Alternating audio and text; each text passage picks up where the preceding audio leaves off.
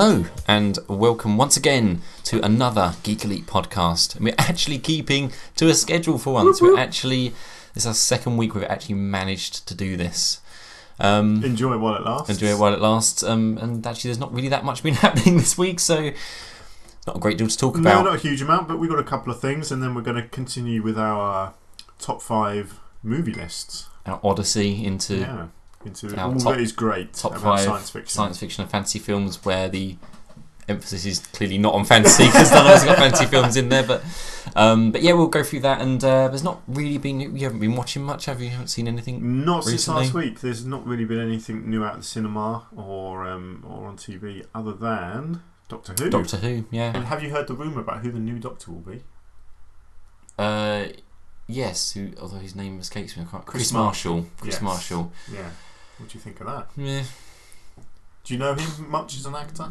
Yeah, I don't really watch his shows. I know who he is and what he does, but he does Death in Paradise. Yeah. He was in My Family. Yeah. He was in BT adverts. Yes, he was. Yes. That's basically all he's done. Yeah, but yeah. I've got no problem with him. I was a judgment until I actually see him in action, but from initial first off impression, quite uninspired, bit of a safe choice. Yeah, that's the general feeling around the internet, is that if it is him, it's not confirmed. It's not 100% confirmed, but if it is him, then they're playing it safe, because he basically plays the Doctor in his other roles. You know, he's that quirky. Yeah, he's a quirky actor, and I've heard he would be perfect for the Doctor. Yeah, but it would just be sort of more of the same. Yeah, because I think he finished up with Death in Paradise. I was going to say he left Death in Paradise this year, and a lot of people are saying, well, that's because he's got the Doctor Who job, which would make sense because you can't do both. Yeah, and that's BBC. Yeah, so he's obviously on the BBC. Yeah. He's on payroll, as it were. Yeah, exactly. Yeah, I wouldn't be surprised at all if it was him. No, I wouldn't. I wouldn't be disappointed either. No, I wouldn't. I don't think I'm excited by it, but no, but he is a good actor. I'm not disappointed by it, and he would make a good Doctor. I know he would. Yeah. You know, having seen him in Death in Paradise, he would be good. Yeah, but I kind of like to see them go down a different route, but. You know, yeah, it's a risk, isn't it? With so much changing. Peter Capaldi, not necessarily to ourselves, but a lot of people, that was a risk because he's, in air quotes, old. Yeah. And the Doctor should not be old, despite previous Doctors being fairly old. Yeah, they were. Yeah, I mean, I think he was the oldest actor to play the Doctor, wasn't he? Yeah, I think he's apart from the original William one, Hartnell. I think he was, even though he looked it, I think William Hartnell was actually younger. Was he? Oh, okay. Only by maybe a year, or so. Yeah. Well, he might be slightly older. But he didn't look very old, didn't he? Mind you, he's black and white as well, so that makes sense. And I think he was quite ill as well. Yeah. Towards the end, anyway. But I actually like him as a Doctor, William Hartnell. Yeah, he was actually quite. He's very different to the Doctor never saw now. Him in the original ones. Yeah, he's quite. To watch it now, you don't really get a feel of him as being the Doctor, because he was more like. He was quite brutal. He would actually, in the very first episode, he basically didn't want. They go back to the Stone Age, and there's a caveman. He gets injured, and the Doctor tries to cave his head in with a rock to stop him from slowing them down, getting back to the TARDIS to escape. Wow, harsh. Yeah, he was a really, but it was really sort of early days Doctor, and they hadn't quite established that he was a nice guy. But towards the end of his series, he sort of grows more and more. Warm. He gets warmer to the companions and to people, and there's some really good moments in that series. Then you get Patrick Troughton, who's he was basically, to me, he's the blueprint for the Doctors as we have them now. So he was very silly, very quite childlike at times, but he had the ability to also be like really serious. And I vaguely recall seeing some of his episodes. And he was originally wore the bow tie. Yeah. So it's sort of, I think he was sort of the blueprint for at least Matt Smith's Doctor. Yeah. But it's he was actually talking about age, wasn't we? Yes. It's, I think people thought that was a risk because he was quote unquote old. Yeah. Because you go from having Christopher Eccleston is like young, but he sort of kick-started that new sort of trendy Doctor with a leather jacket, and then you had David Tennant, who's the dashing hero Doctor, Matt Smith, who was young and weird, a bit bit quirky, a bit weird, but he had like that young, youthful energy. And you go from that to something that New Who fans wouldn't recognise as the Doctor. So old, and which is why I feel like they went down that whole route of wearing a hoodie and playing electric guitar. Yeah. It just felt like it's your dad trying to be cool. It's a midlife crisis Doctor. Yeah, it was. Rather than just making him old and like playing on that and just making that his own. Chris Marshall being the Doctor, they sort of younged him up. Well, I say young, he's probably in his 40s now, isn't he? I always think of him as the son from My Family. Yeah, no, he's not that old yet. Is he not? I think he's our sort of age, sort of mid-30s. Is he really? I didn't realise. I think so. But yeah, so they've made him younger, and he could be very good. I mean, if someone said to you before you'd watched The Dark Knight, Heath Ledger's the Joker, you'd probably laugh him out of the room. Yeah. And we know how that went down. Yeah. So until I see him in action, I'm not going to try and judge it too much. But just as an initial impression, a bit uninspired and a bit.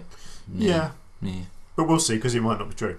Yeah, exactly. It might be something that's been leaked by the BBC to throw us off the scent. They've done that before. Could be Lenny Henry. Or, I don't know. Or a Teletubby. Tinky Winky. Relaunched the Teletubbies as Doctor Who. Has it? Yeah. The Teletubbies got a new series. Have they really? Yeah. I'm so happy that I didn't know that. You've got a child, you're allowed to know these things. No, we don't watch Teletubbies. Good. Yeah. And on that subject... but we do watch Star Wars. We don't. He's too young. I was going to say he's too young. I was trying to segue into a new thing fine.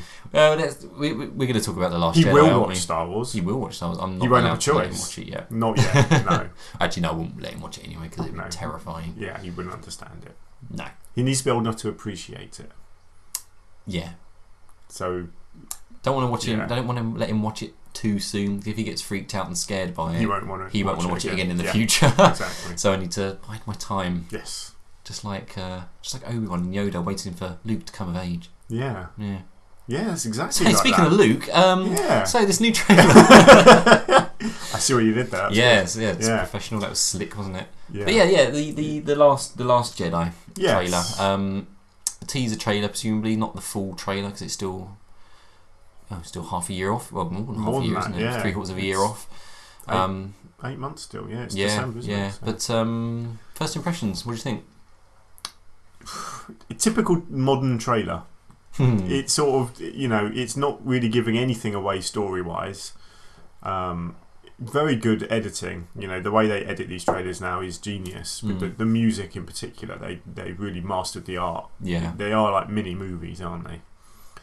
I liked what I saw, without a doubt. But I'm also very cautious about getting overexcited with trailers now because of previous experiences with trailers like the Rogue One trailer, where most of the footage that we saw wasn't in the final film. Yeah, which, as we know, as we discussed last week, was mainly to do with reshoots. Yes, however, they've also said that certain scenes were shot specifically for the trailer, which I strongly disagree with, because that's just lying to your audience. Yeah, and I really don't like that at all. Yeah. So I liked the trailer. Don't get me wrong, and it did look fantastic, and I know it's going to be a good film, but I don't allow myself to get too excited and think about it too much, because chances are, for example, the bit where Luke says the time for the Jedi to end. Yes. Chances are, I think that won't be in the film. I'm saying it now. 8 months before the film comes out, that's my call, is that scene or that sentence will not actually be in the final film, and I think that's purely put in the trailer to get people talking. Or it's completely out of context. Or it's out of context, yeah. And the full quote is, "It's time for the Jedi to end dinner. Let's go to bed now." Yeah.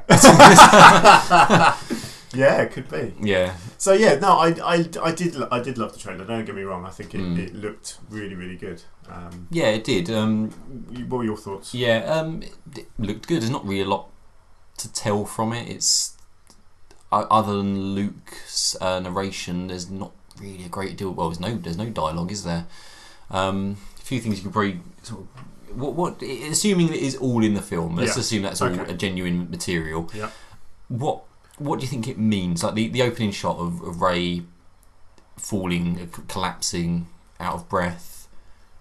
Any I feelings think- behind what this could be? I think she's had she's obviously going to be training in some way under Yeah. Luke, getting told about the Force, and I think that's probably her coming out of her Force vision, like she had when she touched the lightsaber in Force Awakens. She had a vision, and that really Yeah. knocked her back. I think it's probably something similar to that, Yeah. where she's seeing a glimpse of something in the past or the future. Well, I think we will have these, I don't want to say flashbacks, these Force visions or flashback Force visions where, because there's scenes of Luke and R2 watching the temple burn. Yeah. I don't think Star Wars would do flashbacks in the classic sense. No, it would have to be in context. It would have to be a Force vision, I think. Yeah. I don't think they would do flashbacks, but I've got an alternative take on what that opening scene, the opening scene of the trailer is. With Rey collapses, gasping for breath. I think Luke chokes her, Really? Vader style. Yeah. I think he's not in a nasty way, but maybe to teach her a lesson about the dark side. Telling her, showing her what the Force can do. Yeah, because I know it's not really a huge deal, but when we see him do that in Return of the Jedi, when he chokes the two guards at Jabba's palace, Yeah. so he obviously knows how to do that. And I just think there's been a lot of in the extended universe and even in the current. Actually, maybe not in the Force Awakens actually, but in Rogue One, there's this. They're introducing lots of different elements to the religions, to the Jedi orders, and lots of different sects of that. And I just think they're again, to go back to the quote of "It's time for the Jedi to end." Assuming that is the quote, I just feel that Luke is perhaps saying. I think Luke is. He just seems in the trailer that he's very dark and very jaded and very bitter. Which he would be. I mean, all of your students have been murdered. Yeah. Your By friends one of your other students. by one of who's your turned to the dark by side. your nephew. And Yeah. definitely, yeah. By your nephew, and one of your best buddies has been killed by your nephew as well. You've lost all your friends, so he's obviously in a bad place. Yeah. But I think his feeling is the Jedi and the Sith cause all of this agony. So it's time. What's the point of training more Jedi and Sith? Well, I know he's not training Sith, but what's the point of training more people to tackle this if it's just going to continuously cause disaster? And I just think there's this people keep throwing around this grey Jedi thing. I think it's a bit of a stupid term for it, but I think he'll train Rey to not follow the Jedi Order in the traditional sense. I think he will train her to use the dark side and the light side. Yeah. So she doesn't have the weaknesses of the Jedi. So the thing of not forming attachments, I don't think she'll have that. So I think she'll take the strengths from both sides, the Sith and the Jedi, to make a more powerful knight that's yet unnamed, or Bendu, or whatever you want to call them. And I just think, I just got this feeling it's him choking her with the Force. Because obviously we've seen Vader do that, and perhaps hinting slightly that Luke is turning to the dark side, maybe. Yeah. Because of all the pain and, as Yoda says, fear and what's it? What's the quote? Fear leads to anger. Yeah. Anger leads to hate. Hate leads to suffering. Yeah. That was the worst Yoda voice ever. Terrible impression. In my head, that sounded perfect. That was. Maybe I just dub the actual Yoda quote over that and pretend it was you. Good, yeah. But the point is, he's obviously suffering pain, and it's just leading to him perhaps not. Actually, I'm not going to say he is going to turn to the dark side, but perhaps going down that path, and doesn't want Rey to end up going down that path as well. Yeah, I think if the quote is in the film, I think essentially what you said, he's fed up of there always being this fight between Jedi and Sith. And he just thinks, well, the universe would be a better place if none of us were around. Yeah. I think that's what he's saying. I think that's what he's getting at, isn't it? Yeah. So he doesn't want to train anyone because he's like, well, no, I'm the last one. And when I die, this whole war dies with me. Yeah. Yeah. But obviously, that doesn't work because you've already got a Sith out there. He's not a Sith though. Oh, what? Who are we talking about? Kylo. Yeah. And Snoke, I suppose, as well. Yeah. But Kylo isn't technically a Sith, is he? We don't know who Snoke is. We don't even know if he's got Jedi powers. That's true. We don't know. No, you're He could absolutely just be a right. bloke. At no point has he demonstrated having force ability. Yeah, you're right. I never thought of that. Yeah, so who knows? But obviously... But Kylo isn't a Sith, though, is he? Well, technically no, because he's not been trained properly. No. But I suppose he's a dark Jedi, He's a dark, really. yeah. But either way, there's always going to be people out there with Force powers, because the Force manifests itself at birth. Yeah. In people. It's there. Yeah. And if people aren't getting trained to use it properly, either for good or for bad, they're still going to have the powers, but they're not going to know how to use them, and that could be even more dangerous. Yeah. So... You've got no one to guide them. And I think that's what Rey will tell Luke, and to persuade him Bring to him train round, her. sort of reignite it. Yeah, I think she'll say, look, it's, we need you, because without you, the Sith will take over, essentially. Everyone will use their powers for bad. Yeah. Because that's human nature, I suppose, really. Yeah. If you've got those powers... With great power comes great responsibility, Luke. That's what Vader says in none of the films. It's true. I mean, if someone on this planet, right now, on Earth, suddenly got force powers, chances are they'd become a supervillain. Trump, innit? Basically, yes. You would, because generally, unfortunately, the human psyche is you need wealth, you need power. And if you have force powers, that is, you would use those powers to your advantage. Even if you initially started to use it for good, you'd eventually use it. Yeah. I imagine for bad. Yeah, I certainly would. I'd become a supervillain, why not? Yeah, who's to stop you? No exactly. one. Yeah. So I think you're probably right that this is something, I don't know, something, I just feel like they're introducing lots of different elements to that they're saying there's more to the universe, there's more to the Force than the Jedi. Yeah. In Rebels, there's been various things about that. In I think even in the Clone Wars, there was even stuff like that. And in Rogue One, you had what's his name, Donnie Yen, who wasn't a Jedi, but he could channel the well, we think he possibly could channel the Force. Yeah. Just things like that. It's just different elements, like the Journal of the Wheels and all that sort of thing. Yeah, I just think it's there's something more to the Jedi in this one, but in the trailer he obviously trains Rey to have a vision, because he says, "And what do you see?" Yeah, and then obviously we have that shot of presumably it's Leia looking at the star map. Yeah. Doing what I don't know, but no, it's. I mean, the whole story of the entire film is not clear. No, no details are released. No. So we have to just guess what all these different shots are. Well, I'm assuming. I kind of get the impression from the trailer that at some point the First Order will attack the Resistance and get hold of that map, because in the trailer you see that shot of Rey running across the whatever it is, a field.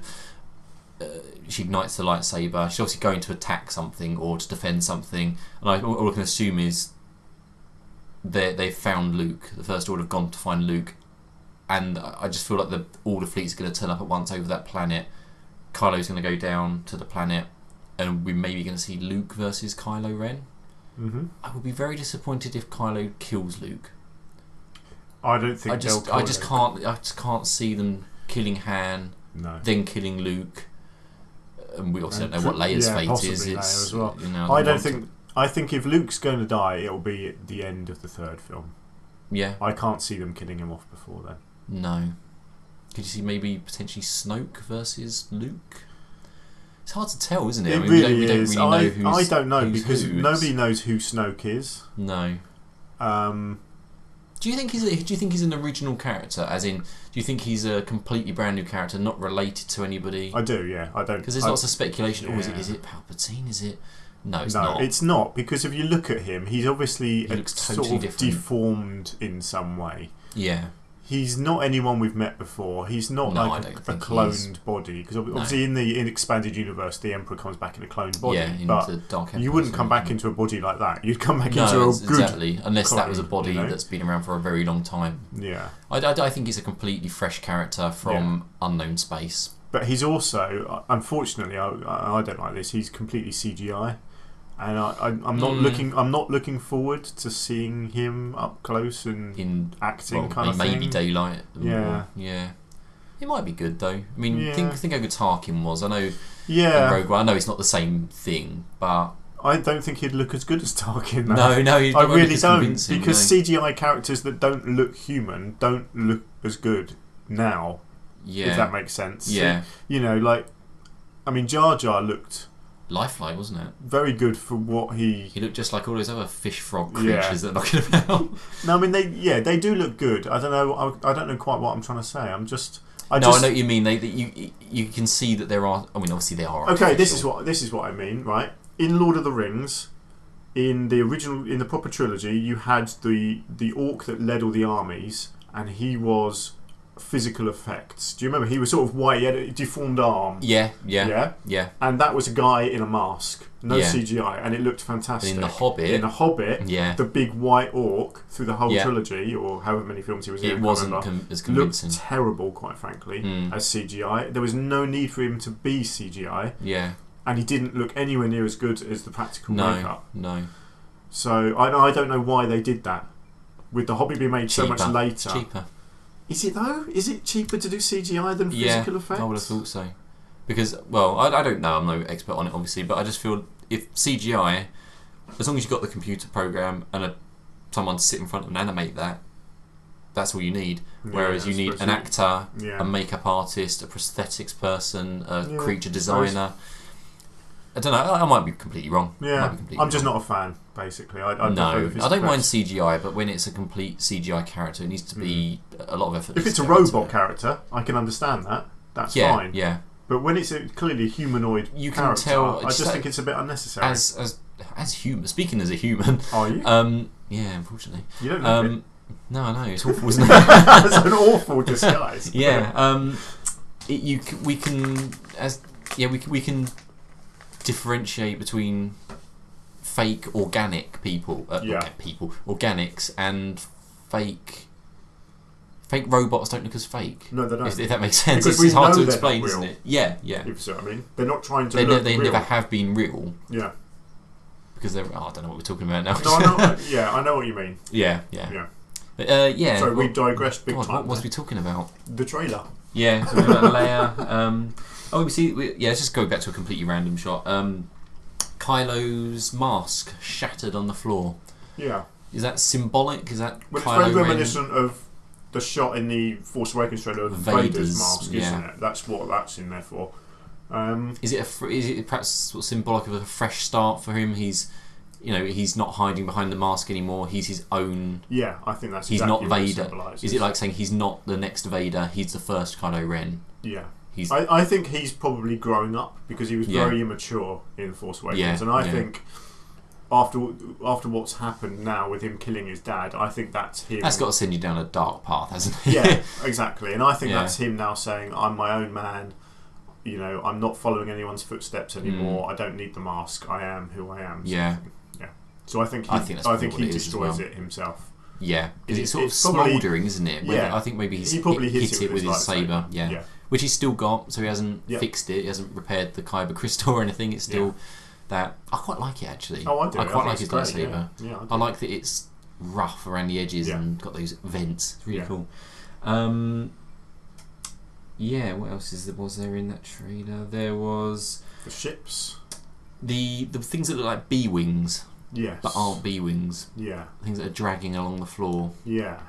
Attacking what looks like walkers. Yeah, they're not AT-ATs. What are they? They're ACTs? ACTs. They're the cargo transports the cargo from ones, Rogue One. Yeah. They're slightly taller, aren't they? Yeah, they're just a little bit different. Yeah. And apparently, I think it was the director who came out and said, because a lot of people asked, well, what's going on with all this red sand? And it's basically it's the what's on the planet. Something's happened on the planet, and this sort of layer of dust has covered it. I was assuming it was, and they're kicking it up as a smoke screen. Yeah, that's exactly what I thought it was. Originally I thought that smoke was actually coming out of the bee wings, like Red Arrow style. Yeah, exactly. I can see it on the trailer. You see dragging. They've got little bits hanging down onto the ships that are kicking the dust up. Yeah, it makes sense because making that. Yeah, because there could be other things following behind them, couldn't there? Yeah, in dust. Or they could be protecting a shuttle or something. It could be all sorts of things. It looks cool. Yeah, it does. Yeah, you got You got the shot of Poe and BB-8 running towards some action. Running towards his X-Wing, which almost gets blown up. Yes, Yeah. which is also very similar to the shot in Force Awakens. Yeah. Where he's running towards his X-Wing. Yeah. Oh, it doesn't get blown up, does it? It gets blown up after he's been captured by... It's in the opening shot when he's... yes. When he gets captured. Yeah. I think.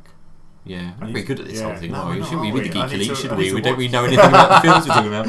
Yeah, need to watch that scene again. But yeah, I think I know what you mean. Yeah. No. It's not. There's not a shot of him, is there, in the original one? It's a shot of Finn, isn't it? Yeah, Finn runs towards the ship. Yeah, when Finn and Rey are escaping the town, they're running towards the ship and it blows up in front of them, and then they have to take the Falcon. Stop. It's the same sort of shot. Yeah, that's the one you're thinking of. Yes, it is. Yeah. But so we may be slow, but we get there in the end. Yeah. I mean, absent from the trailer, there was no Chewbacca, no C-3PO. No Snoke, obviously. No Snoke. Very brief glimpse of R2.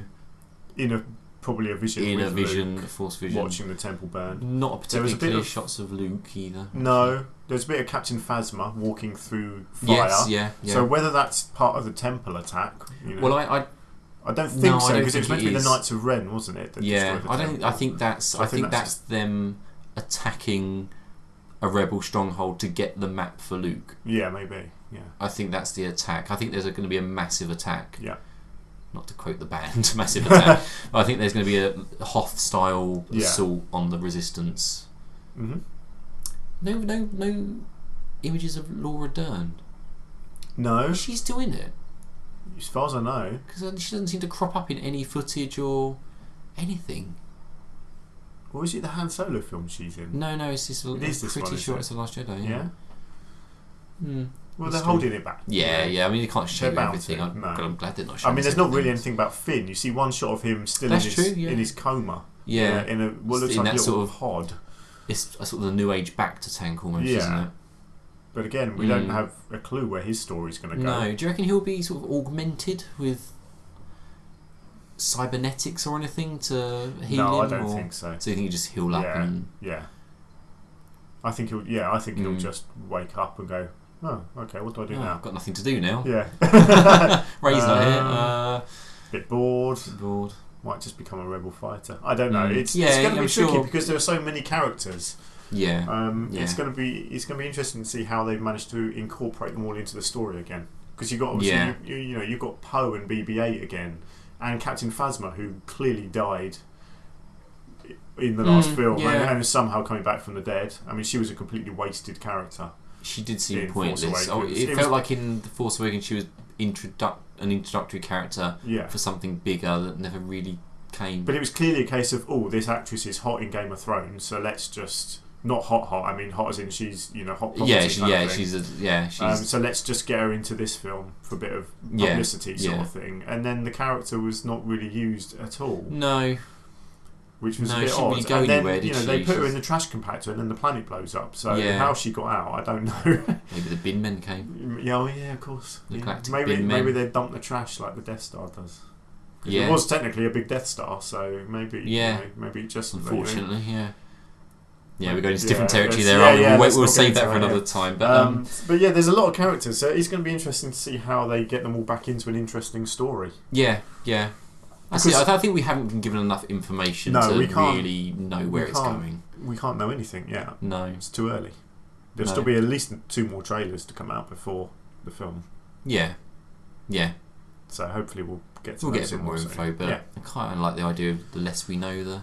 Yeah, I don't really want too many spoilers. Yeah. Before we move on, I will just talk about Rey for a second. Yeah. Obviously, there's a lot of theories about her lineage, and I'm going to throw out a name to you. Yeah. Do you like the sound of this? Rey Palpatine. Really? What do you reckon? Do you reckon she could be interesting? The Emperor's illegitimate child, grandchild? She could be, but rather, because a lot of people are saying Obi-Wan's grandchild. Yeah, that's which I like the idea, because Obi-Wan's one of my favourite characters, and I like the idea of him being... I think it's more likely Obi-Wan. I hope so. But I wouldn't object to her being like Palpatine's child or something. But I don't know, that seems a bit... I don't think. Where would that have come? I was Yeah, supposed to say the same about Obi-Wan though. Where would that have? Well, at least Obi-Wan was still a normal person when he was in hiding, whereas the Emperor obviously became the Emperor, and there's no way anyone would have had sex with him looking like that. Yeah. Quite power. frankly. It's the power. It's the power. So, I don't know. I'm favouring the Obi-Wan lineage. It could be a completely new character. Yeah, it could just be a child, but I don't think so. I think there will be a connection, because otherwise, why would Luke make gone so much effort to hide her? Maybe Luke can't hid her. Do I think Luke hid her? Is that what you just said? Yeah. Do you think Luke hid her? Yeah. Why? Why do you think it was Luke? Luke doesn't know who she is. Are you sure? Yeah. Really? Yeah. How do you know that? Because apparently the opening line of The Last Jedi is Luke saying to her, "Who are you?" Who are you? Yeah. Yeah. Who are you? Who are you? What? What the hell? How'd you get here? Yeah. I don't know. Maybe. I don't know. My impression. I never even thought it was Luke. Really? See, my immediate thought all the way through watching The Force Awakens was that she was maybe the last, because I think she's a similar age to Kylo. Brother and sister? No. Similar to the extended or the Legends lore with is it Jason and Jaina and Jason? Yeah. Were hands. Could it be a similar situation? I don't think so, because Han and Leia would know they had another child. And they don't. I think Leia would know she'd given birth to another child. Yeah. But maybe they do know. But then suppose the Han doesn't recognise her. Yeah, exactly. No, there's nothing going on there. I don't think. But I do think that maybe she. I'm just trying to sort the timeline out, because I was thinking maybe she was a survivor from the temple attack. Yeah. And Luke. Why didn't she remember? Well, Luke, so she was a child. Yeah, she was very young. When you saw the flashback of how old she was. Yeah, she was when she was first 6, 5, 6. Yeah. But it does seem odd, because I don't know whether Luke would have just dumped her on that planet and left her with. A bit harsh. Where should we take this child? Oh, I know. Let's take her to this slave labour camp. Yeah, and dump her in this horrible wasteland. Yeah, to be a slave. Basically. Should we take her to Coruscant? Nah. Yeah. Let's not give her a cushy job. Should I take her with me to this lovely tropical island where I'm going to spend the rest of my life? Nah, let's dump her on this horrible desert planet. Where she'll probably just die. Yeah. Yeah, you're right. Maybe it's seems not a bit Luke. weird. Well, no, it might be Luke, but whoever it is, that still seems cruel. Yeah. But clearly we're going to find out. We'll find out. Well, I don't even know if we'll find out in The Last Jedi. No. It all depends on whether Luke does know her. He could be testing her. Yeah. Like Yoda. Yeah, maybe. Where he pretends not to know who Luke is. And I don't know. It was just my initial thought was that Luke put her there to protect her, so that no one would ever find her. She could just grow up on her own. He never expected her to track him down. That was my initial thought. Yeah, that could be right. But who knows? We'll find out. I think you cracked it. I think you're spot on there. Don't have to watch the films anymore, everyone. We've cracked it. Yeah.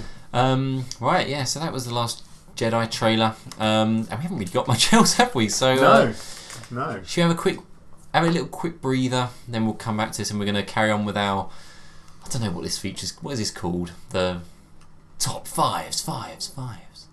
Yeah, that would do. There we go. That's a little jingle for you. I'll edit that and use that every time now. Yeah. Top fives and honourable mentions. Yeah, we'll continue from where we got to before. Yeah, the top 5 thing. That's what we'll call it. Yeah. Let's have a quick break. That sounds professional, doesn't it? Yeah, the top 5 thing. Let's just call it that. Let's have a quick break. We'll be back in 2 moments.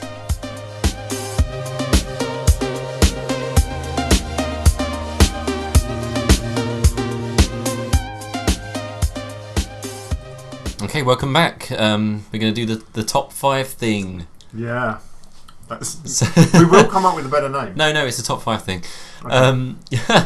So right, last time we spoke about The Wrath of Khan. Yes. We talked about The Fly. Back to the Future, The Fly, and Pan's Labyrinth. Yes. Yeah. So we're going to go one more honourable mention each, and then we'll crack into our top 5. Very exciting. So I'll let you go first this time. What was your third honourable mention? My third honourable mention is The Fellowship of the Ring. Yeah. Why? It's just good, isn't it? Right, that's that talked That's about. so what's yours? No, I just think out of the Lord of the Rings films, well, I think it's personally the best fantasy film, or high fantasy film, and it's the best of the Lord of the Rings and Hobbit films. So what's your honourable? I just think it is the best one. It's it just feels more of a complete film. The Two Towers is good, but it's not as good. If that makes sense. I didn't really like Two Towers when I saw it at the cinema. I thought it was, because at the time I'd just read the books as well, and it just completely went off the rails compared to what was in the books, and I just didn't particularly enjoy it as much. It didn't feel like it was an adventure, whereas Fellowship of the Ring feels like it is the start of a big epic journey. It feels like it just, I don't know, I don't keep saying it, but it feels like an adventure. It feels because like, you start with all the happy side of the world. You see them in their natural habitat, living normal lives. Yeah. And by the end of the film, they're really on an adventure. And they've been plucked out of their comfort kind of zones. Boromir's been killed. The Fellowship is broken. Yeah. They've all just got this epic journey ahead of them, and it's just a really good film. And I just like all the different characters, different situations they get into. It just feels like it's a complete film. Like you could watch that. Well, I would like it if there was others, but if someone said to me, "That's it, that's all there is," I'd be quite happy with that. Yeah. I would obviously like to know what happened to the ring, but I just feel like it can be watched as a film and it can be enjoyed. It's very long, obviously. A lot of people don't like the length of those films, but I'm quite happy to sit and watch the director's cut of them. I think it's a very enjoyable film. Return of the King is good, but again, it's epic in its battles, but I just don't think it has that sense of adventure to it. It's it is just a sense of adventure in that film. I completely agree with you, 100%. Yeah, I do. Yeah. Because I think all three films are 5-star films in my opinion. Yeah, I really do think that. But I think the first one is maybe 5.5. If that's possible. It really is, because, like you say, I think it's because of that contrast of happy and sad. Whereas I thought the second film is very dark, and the third film is incredibly bleak. Yeah, maybe not bleak. It's got a hope to it. Yeah, and obviously it's got sort of the happy almost end, and then it's got another 20 minutes tagged on the end, which is very sad. It's the never-ending film. But talking about the first film, it's just when I remember seeing that for the first time in the cinema, and we had just never seen anything like it before. It was mind blowing. It really was. Yeah. Considering before that, all we had, it was released around the same sort of time as Harry Potter, which frankly just pales in comparison to it. And it was basically at the same time as The Phantom Menace as well, wasn't it? It's a year or two. I think Phantom Menace was 99. I think Lord of the Rings was 2000 or 2001. Something like that. It was very close. But that, talking about CGI from one to the other. I know one's sci-fi and one's fantasy, but they didn't compare, did they? No. Just the CGI in Lord of the Rings is like nothing you've ever seen before. No. I mean, you talk about the Balrog. I mean, fantastic! There's so many iconic scenes in that film. There are.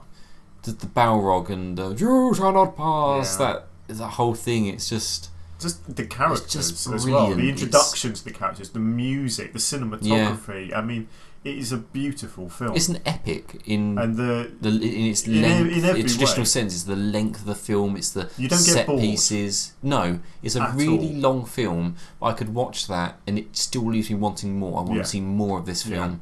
Whereas I found with the Two Towers, I thought that fed up with it. I get fed up in the middle with all the Smeagol stuff, because I don't like Smeagol as a character, and that is I'm slightly biased because I'm not a fan of Andy Serkis doing motion capture, because he just does it in everything, and I just find the character annoying in that. I just find Smeagol is just an annoying character. I love the film, but he just irritates me a bit. It is a lot of emphasis. It's sort of it kind of like that.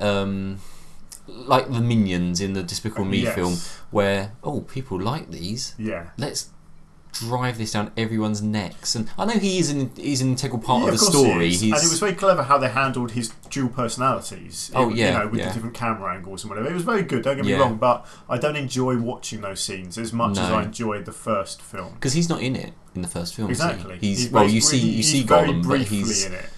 You see him in the flashback at the start, and you see him following them into the mines of Moria. But he's not really a character. No, but I mean, really. The mines of Moria.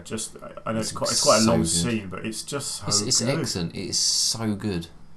And Ian McKellen as Gandalf is just it's brilliant. Genius. Everything about that film is genius. I can talk about it for hours because it's just. I mean, the music. Yeah. And the comedy because it's quite light-hearted. Obviously, the whole opening scene with the party and the fireworks and the hobbits misbehaving and that, and it's just a fun film. Yeah, you got your comic relief with Merry and Pippin. They're always doing daft things, but you got things like it has that sort of light mixed with the dark. You got the Black Riders. Yeah, it's just so many things. I'm even forgetting these things. Yeah. There's just so many iconic characters and the epic fight at the end with the orcs. Yeah, where you got the shots in the forest with the big sort of one shots going down in the forest where you're up in the canopy looking at all the orcs running underneath you. Yeah. And obviously the fight with Boromir. With Boromir and Aragorn. Aragorn? Aragorn. Not Aragorn. Aragorn. Where that Urukai who's just shooting those massive thick arrows into. When he shoots the arrows, you really feel the thud of the arrows, don't you? Oh, Boromir just won't let. Just trying to defend the hobbits after basically failing as a human and trying to take the ring. Yeah. And he sort of redeems himself by sacrificing himself for the hobbits so that they can continue their journey. And Strider's introduction of. I love that shot where you see him smoking his pipe and zooms on in his eyes, doesn't it? And it's just everything about the film is just shot. It's just brilliant. Perfectly. It's just everything that a fantasy film should be. Yeah. And where the others are good, but it sort of loses the. No pun intended. It loses the magic. I feel. They're both very good films, but because you know the characters already. You know whereas what to the first expect. film, it's all new, isn't it? Yeah. You're learning who the characters are, but in the second film, you know who they are, and so it's not the enjoyment is gone, I suppose, because it's not fresh anymore.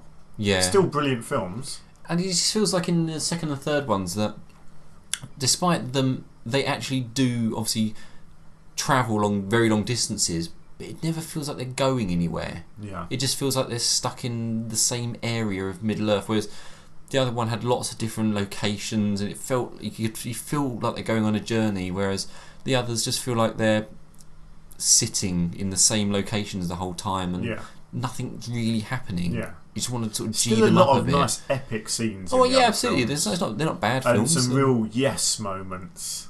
Yeah. I mean, like when they're at Helm's Deep. And they've been cornered, and the elves turn up to help. Yeah, that's a lovely scene. And then they're all fighting, and then Gandalf appears over the hill with his army of horse riders. Yeah, doing his trademark. I'm going now. We're waiting for all to get into trouble, then turning up to take the glory. Yeah, exactly. Yeah, but it does have its moments without a doubt. Yeah. And the less said about the last 20 minutes of.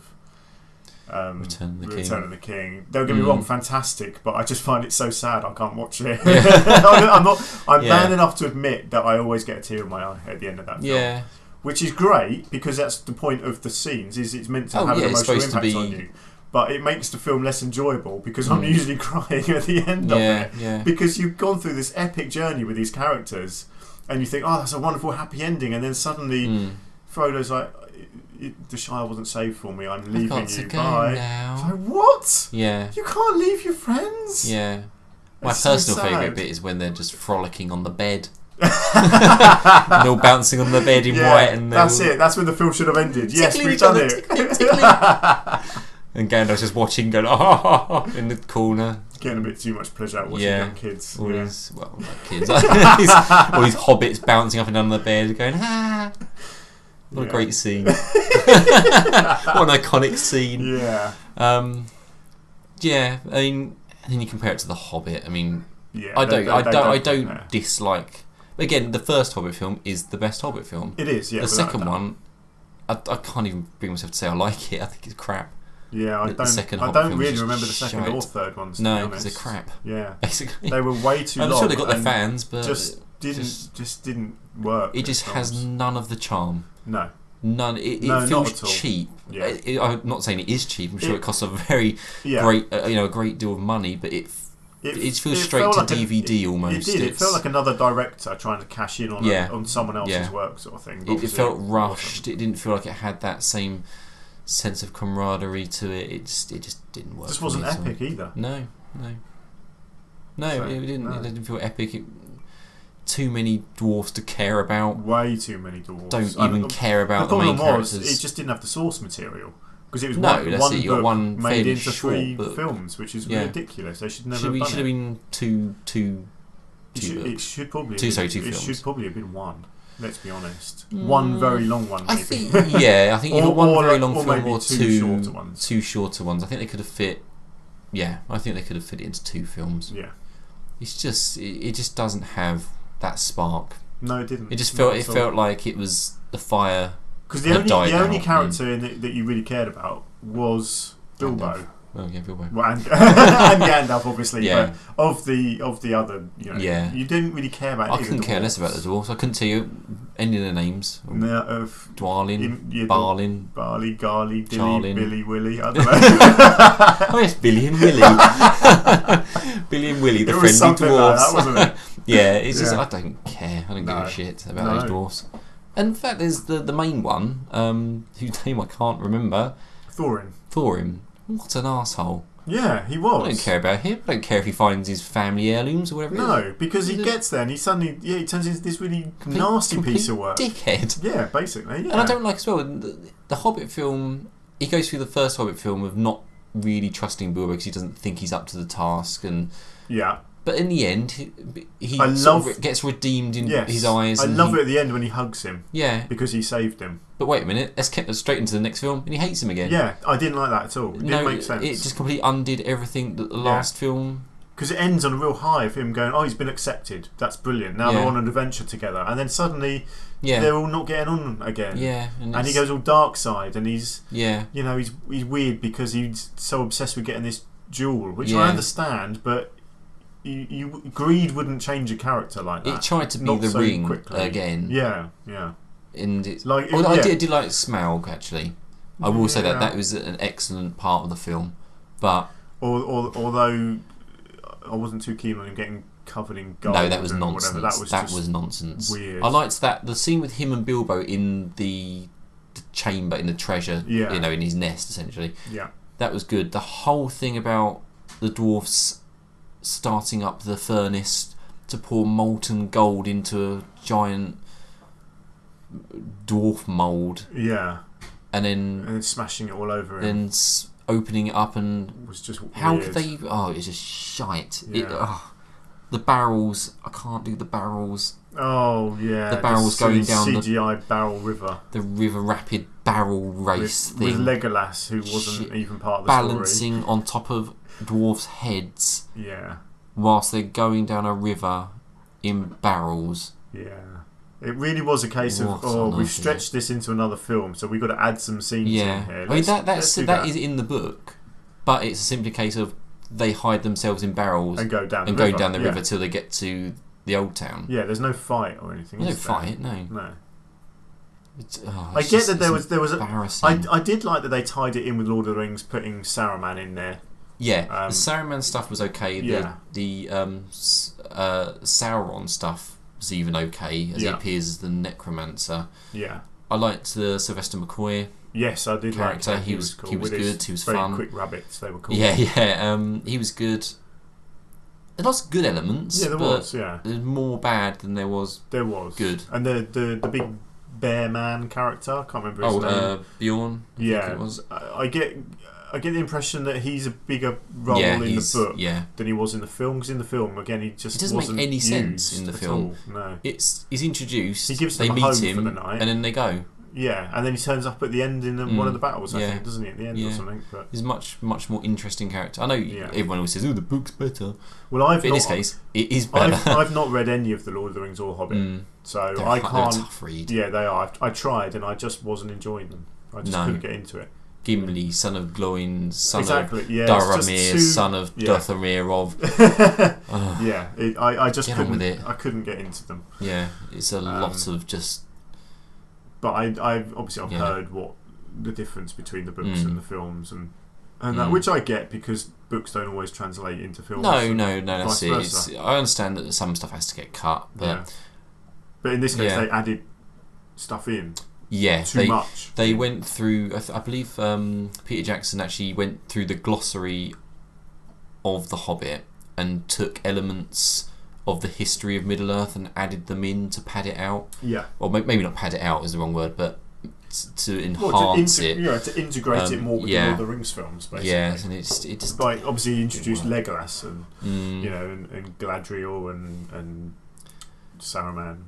Yeah, because they're characters we knew from Lord of the Rings, so it made sense to put them it makes sense to have them in there, but then obviously added in the whole love story with with Toriel, the elf, and one of the dwarves. Yeah, one of the dwarves which it just felt a bit forced that this elf would suddenly fall in love with a dwarf. It's because I think it's because when at the time when The Hobbit and Lord of the Rings were written in the sort of 50s, obviously it's almost a completely male cast. Yeah. Because obviously women perhaps weren't given the best opportunities then, so it's a lot of male characters doing male things with each other. It sounds a bit untoward, but so there wasn't many female characters to work with. So they tried to introduce these romance elements, and it's fine. I don't mind that being in the film, but. Well, I kind of liked her being in the film, but I would have preferred her romance to have been with Legolas because it would have made more sense. Oh, racist. See, this is what they want. I don't know. I just thought it felt a bit forced. That's all. Yeah, it was just nonsense. Just to try and link the two races together. Did that dwarf die? Yeah, he does. He's the one that dies. Yeah, at the end. Yeah. Who cares? Exactly. Yeah.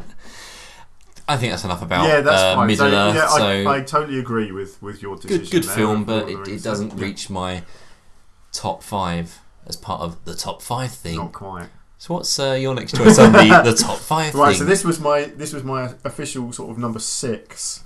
It's a very recent film, actually, probably the most recent of all my choices. Mad Max Fury Road. Good choice. Yeah. Good film. This film, I know we've said this already and it's a cliche, it blew my mind. It really did. The second I saw it, I fell in love with it. Just from the opening scene, the cinematography of this film. It's like film. Nothing you've ever seen before. No, it's not. It's very unique. I mean, it's very true. Well, to, not compared to the other Mad Max. Well, I was going to say, compared to Road Warrior, the second Mad Max, it's basically they took the last 20-minute car chase and made it into a modern hour and a half movie because it is just one massive car chase. It is, yeah. It's a road trip / car chase action film. Yeah, and it's relentless. And majority of it was shot for real, which is what draws me to the film because there's very little CGI, which in modern cinema that's quite a rare thing. Yeah, but everything about the film is genius. The look of the film. It's just the unique. I like the unique designs. Unique. Like who sat down and thought, right, let's get a man wearing a onesie playing an electric guitar that shoots flames, standing in front of a wall of amplifiers on the front of on a bungee rope on the front of a truck.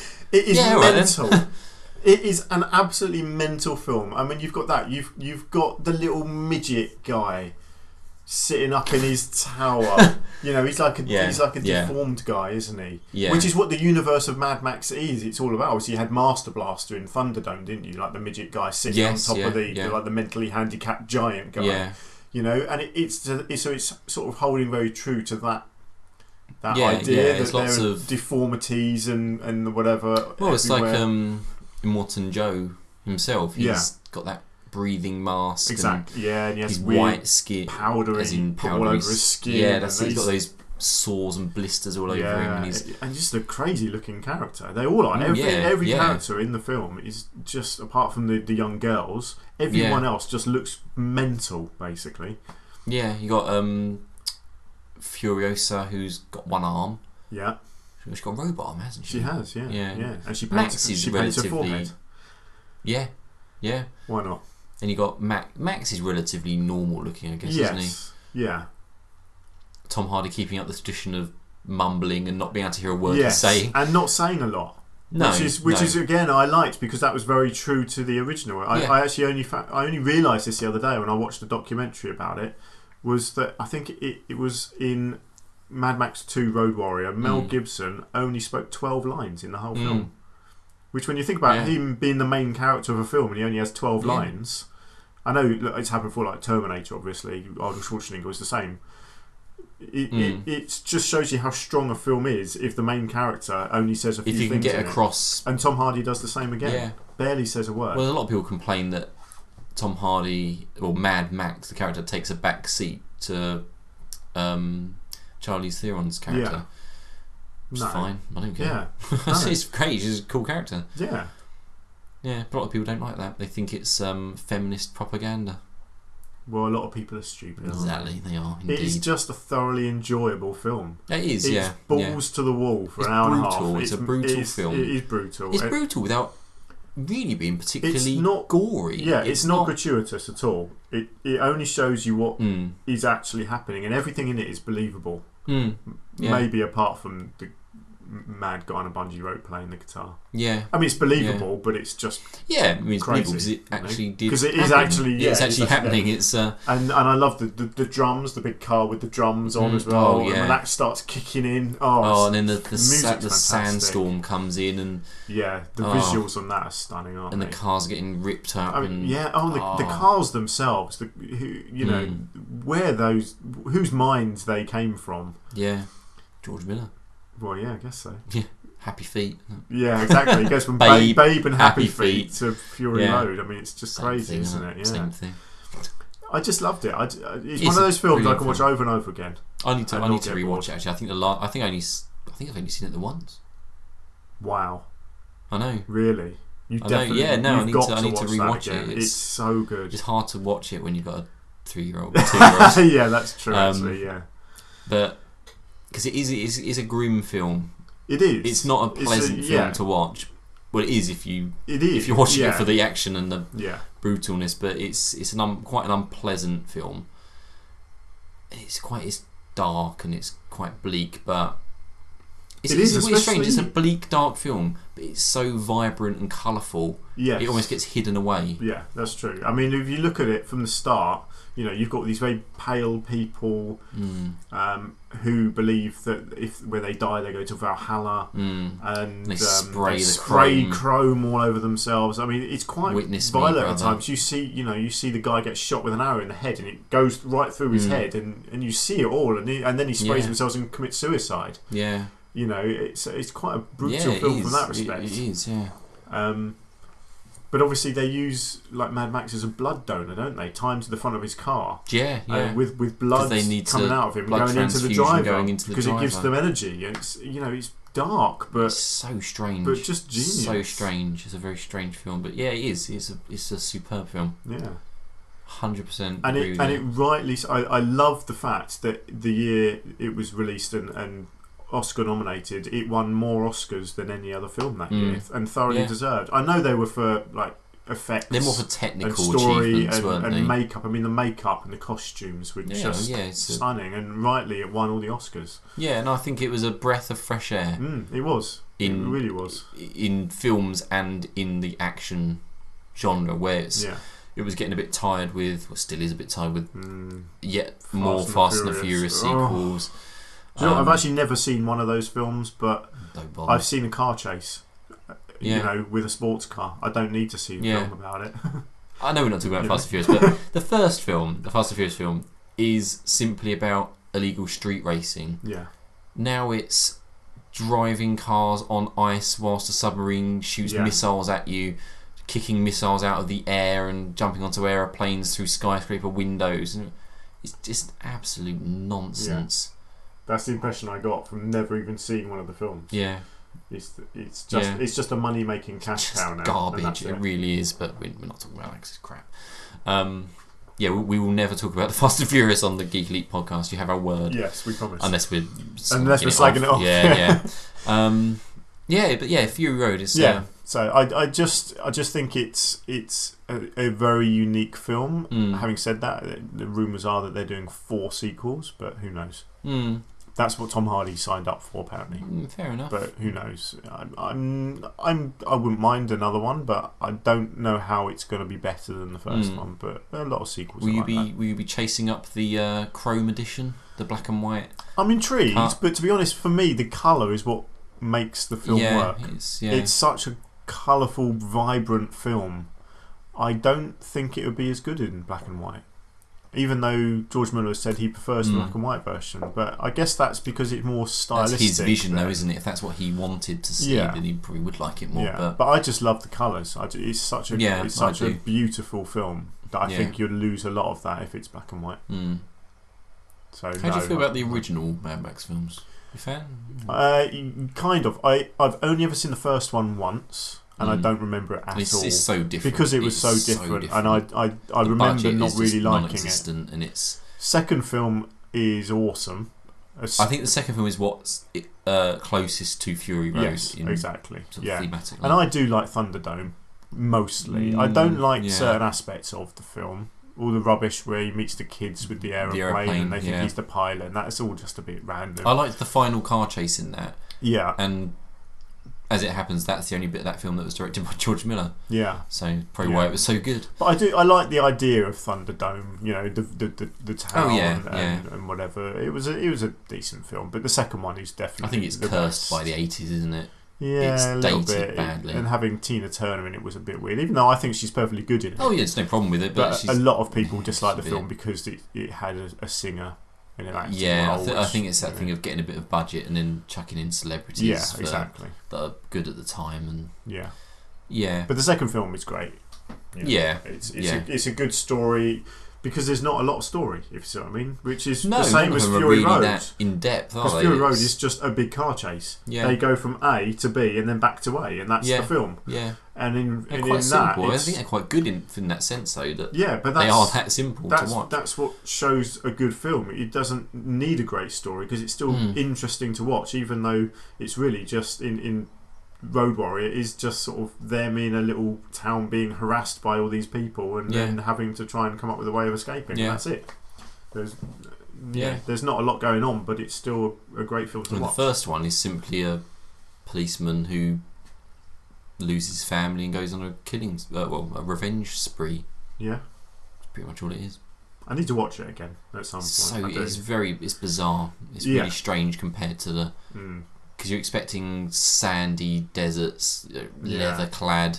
There's a lot lunatics. more of the world in it, isn't there? Like buildings and things. Yeah, like it's pretty much a modern day Australian.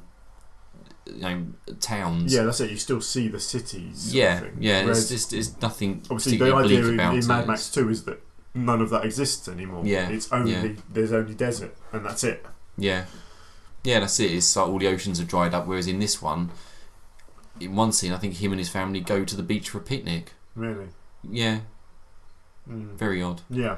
But you can't blame it though. They worked with the budget they had. They didn't know it was going to turn into what it was, and it's good for what it is. It's good as a piece to see where it all began, and the main baddie in that character called Toe Cutter. He is the main baddie in Fury Road. Not the same character, but same actor.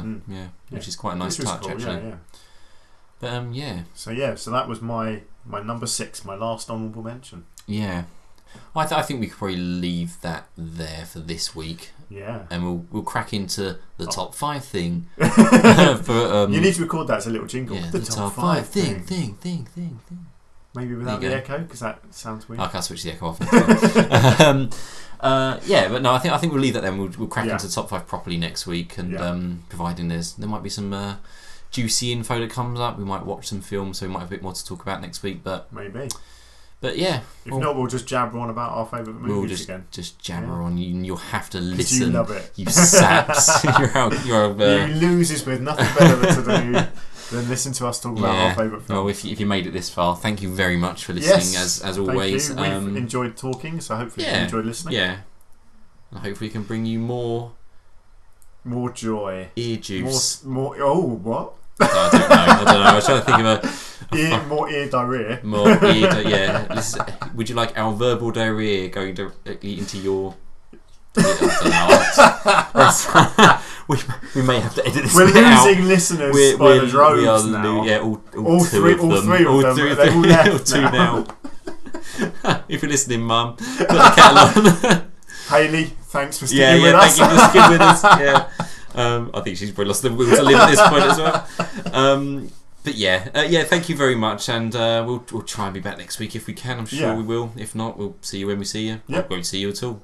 I'll forget it. This is going off the rails. Ignore Rob. Yeah. I will speak to you soon. Rob is going to be locked up in a mental institute. Yeah. Thank you for listening. We'll see you next time. See you next time. You'll hear us next time. I'll forget it. Don't worry. Bye.